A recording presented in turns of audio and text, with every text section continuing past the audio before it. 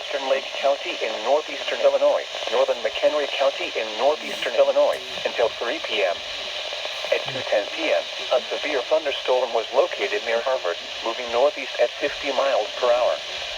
Hazard, ping-pong ball-sized hail. Source, radar indicated. Impact, people and animals outdoors will be injured.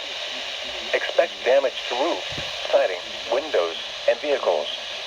Locations impacted include Round Lake Beach, McHenry, Woodstock, Zion, Antioch, Fox Lake, Harvard, Lake Villa, Lindenwood, Beach Park, Winthrop Harbor, Johnsburg, Lake Lure, Spring Grove, Wonder Lake, Wadsworth, Long Lake, Piscataqui Highlands, Volo, and Venetian Village.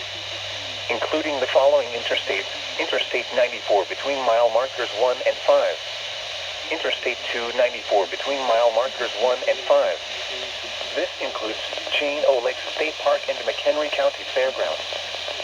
For your protection, move to an interior room on the lowest floor of a building.